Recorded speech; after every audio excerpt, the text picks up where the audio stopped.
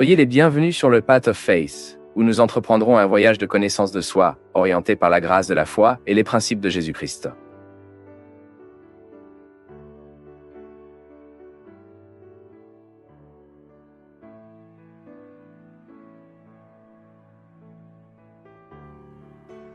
Le sens de la croix dans la vie de nous tous, croyant au pouvoir de rédemption qu'il a dans nos vies et même dans notre état d'esprit, la vision souvent masochiste, que nous pouvons faire, même d'une vision erronée de la souffrance. Il est d'abord intéressant de comprendre que la croix est un lieu de rédemption, elle est de purification. Ce n'est pas un endroit où séjourner, c'est un passage. La croix sera toujours un itinéraire pour nous pour obtenir d'excellents résultats. Je sais que dans notre christianisme, nous étions très fixés sur la croix. Et c'est même intéressant parfois. Nous identifions quelques croix sans Christ, juste pour se rappeler que c'était un lieu de passage.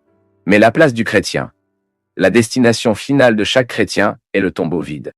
C'est la résurrection de Jésus qui nous remplit de courage, afin que nous puissions passer par le processus de la croix. Il est tellement gratifiant pour nous d'identifier la dimension positive de la croix. Par exemple, lorsque je regarde en arrière et que je me souviens des nuits de sommeil perdues à cause des études, j'ai fait 2 collèges, un 3e cycle, une maîtrise, je me suis consacré beaucoup de temps pour étudier.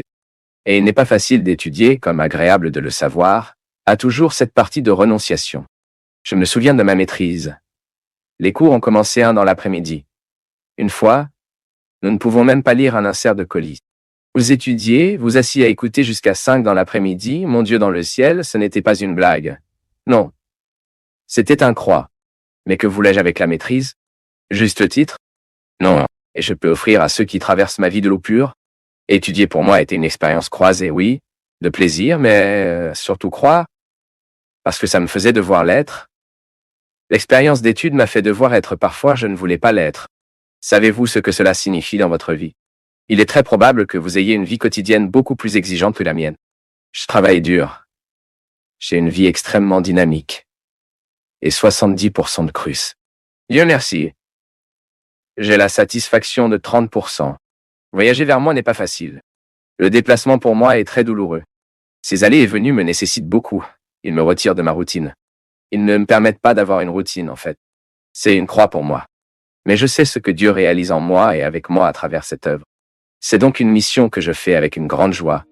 Mais la croix est le passage. Ce n'est pas l'endroit définitif. Je ne vis pas sur la croix. Je vis des expériences croisées. Ma place est la résurrection. Ma place est la tombe vide. C'est dans la tombe vide que je fais mon expérience d'être qui je suis. Tout espoir du tombeau est en moi. La mère est l'attendre toute la journée dans sa main, toute la journée dans la nouvelle chanson, où elle voit une conférence. Elle est un examen. Ma mère fait face à sa souffrance très rédempteur. Moi, qui je suis prêtre, je ne peux pas vivre comme elle. C'est un objectif de la vie pour moi, ma mère. Un christianisme que je pourrais atteindre 10, 15, 20, 30 ans. Je ne sais pas. La croix est le lieu de ma protection. Tu sais pourquoi? Nous serons toujours exposés lorsque nous souffrirons. C'est le moment de l'indigence. Vous entrez à l'hôpital et vous voyez l'indigence là-bas. Nous ne sommes même pas protégés par les vêtements que nous portons quotidiennement. À l'intérieur de l'hôpital, nous utilisons un costume d'hôpital pour faciliter la lecture avec nous. Cela démontre déjà que nous sommes indigents. Vous n'êtes pas sur vos talons hauts. Je ne suis pas dans ma chaussure. Je n'ai pas ma chemise. Vous n'êtes pas avec le vôtre. Nous ne portons pas les vêtements qui couvrent notre indigence. Au contraire, nous portons des vêtements qui montrent notre indigence. Ce moment, le moment de la souffrance, le moment de la douleur, le moment de la lutte, la souffrance et l'indigence, et nous ne sommes pas protégés. Lorsque vous pleurez devant quelqu'un, vous n'êtes pas protégé. Votre sensibilité, l'autre vous a entre vos mains à ce moment-là. Maintenant, la croix, quand j'ai cette marque intériorisée en moi, quelle est la conviction, voyez-vous? Ce n'est pas la petite croix suspendue, non. Ce n'est pas le chaos. Ce n'est qu'un symbole qui nous amène à la croix qui est configurée dans notre esprit. Je connais le sens du christianisme et j'ai donc une croix dans ma poitrine qui est matérielle, qui peut être prise. Prise. Mais la croix qui m'identifie n'est pas celle qui est sortie. C'est la compréhension que j'ai déjà faite de la croix, le sens de la souffrance dans la vie humaine, à la lumière de la foi. C'est la croix que j'ai intériorisée dans ma conviction, c'est celle qui me protège. Parce qu'elle ne me laisse pas tranquille. Je sais que Dieu est avec moi, parce que l'Évangile me le montre. Tout le temps, Jésus fait un devoir d'être avec ceux qui souffrent.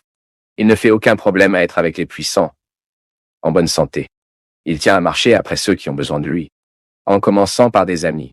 Les premiers disciples, soyez honnêtes. Découvrez la signification d'être des gens, traitant quotidiennement l'indigence et ayant l'occasion, de cette indigence, de l'expérience de ce que nous avons le plus sublime, en raison de la croix que les réalités sublimes nous poussent. Parfois, nous prenons le temps d'identifier ce qui était sublime. Mais le temps, quand il élimine la poussière des faits, des événements, nous découvrons à quel point nous devons faire face. C'est pas bon dans la vie, qu'en êtes-vous quelqu'un pour nous entendre?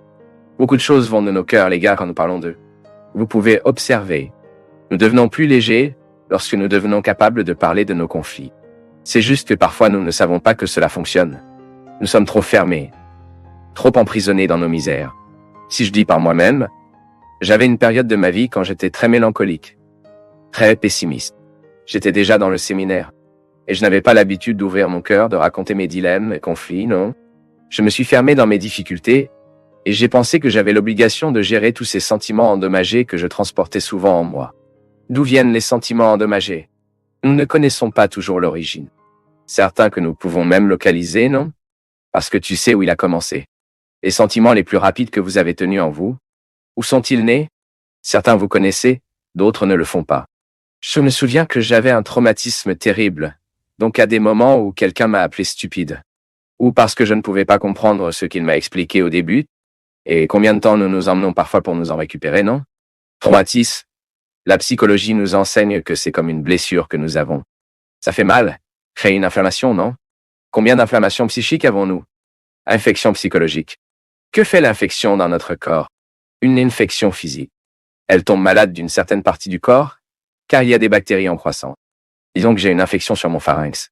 C'est l'accumulation de bactéries qui ont été prises par quelque chose de sale, que j'ai mangé, un contact que j'ai eu avec cette bactérie, l'a emmené à la bouche et contaminé. Ils prennent possession de cette partie du corps et développent ce que les médecins appellent l'inflammation. Une infection, lorsqu'elle n'est pas contrôlée, si nous ne prenons pas d'antibiotiques spécifiques, une chose idiote peut se transformer en un problème grave. Combien de personnes que j'ai entendues à cause d'un ongle incarné qui n'a pas guéri au bon moment, puis ils ont dû amputer le pied, amputer la jambe? As-tu entendu parler de cela? C'est sérieux. Infection. Mais nous avons également développé certaines espèces d'infections spirituelles et psychiques.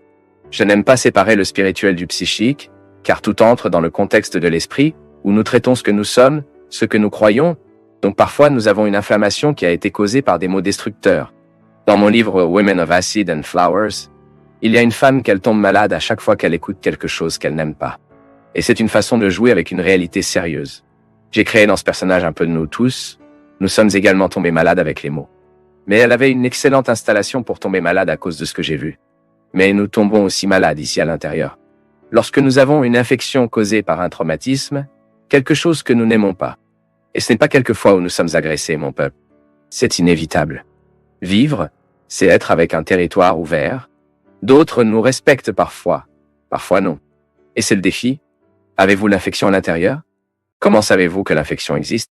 À cause du malaise que nous ressentons. Nous ne sommes pas satisfaits. Nous ne sommes pas satisfaits. Il se peut que ce malheur soit directement lié à un motif concret. Et puis vous devez prendre soin de ce motif concret. Allez-y. Mais parfois, ce n'est pas du béton ce qui nous fait souffrir. Pourquoi?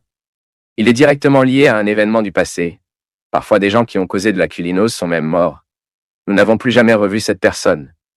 Et pourtant il continue d'infecter nos vies. Et parfois lorsque vous dites à quelqu'un, lorsque vous parlez à quelqu'un, cela se soulage en vous. Parce que l'antibiotique qui guérit vraiment nos angoisses, savez-vous ce que c'est? C'est le dialogue. C'est pourquoi nous allons au thérapeute. La thérapie est déjà un moment où nous sommes presque chroniques, non? Si nous vivions un peu tous les jours pour jeter ce qui nous infecte, ce qui nous inflammait, nous éviterons que le thérapeute le corrige plus tard. Alors nous cela recherche de thérapie pour des raisons plus légères. Quelle thérapie est bonne aussi? Est bonne pour nous. Donc lorsque nous avons la possibilité de parler de réalités qui nous font mal à l'intérieur, nous avons déjà commencé à résoudre le problème. Que parfois l'origine du problème est précisément dans notre incapacité à diviser ce qui nous affecte. Et nous avons besoin, vous ne pouvez pas le garder seul dans nos cœurs. De temps en temps, vous devez jeter, vous devez vous défouler, vous devez pleurer. Pleurer est trop bon. Dommage que les gens ne savent pas comment nous voir pleurer sans demander ce qui se passe. Et parfois, vous ne voulez pas parler. Parfois, un cri de demi-heure résout déjà tout. Vous obtenez à nouveau de nouveau.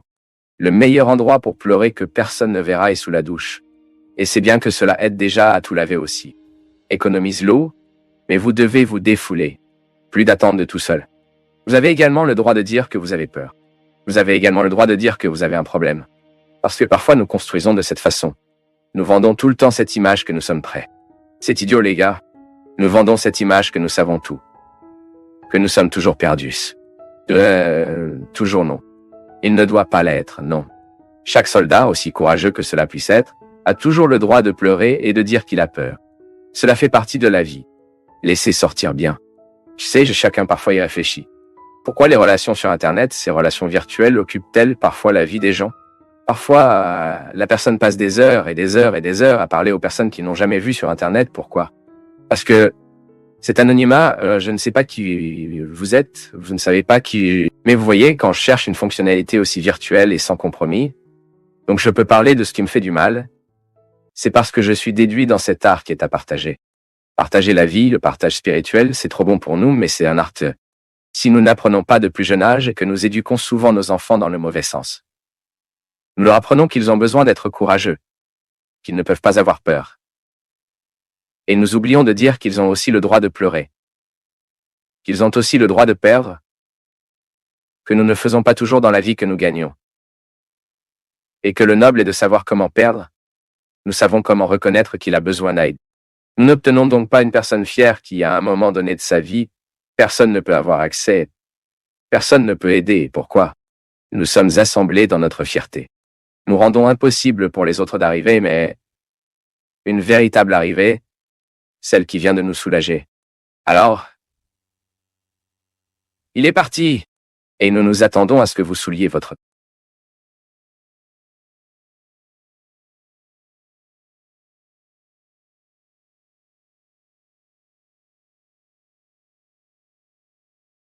C'est un grand plaisir pour nous tous du Path of Faith d'être avec vous en ce moment.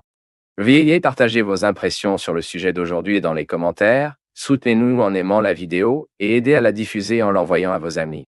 Abonnez-vous à la chaîne pour rester toujours connecté et recevoir nos nouvelles vidéos.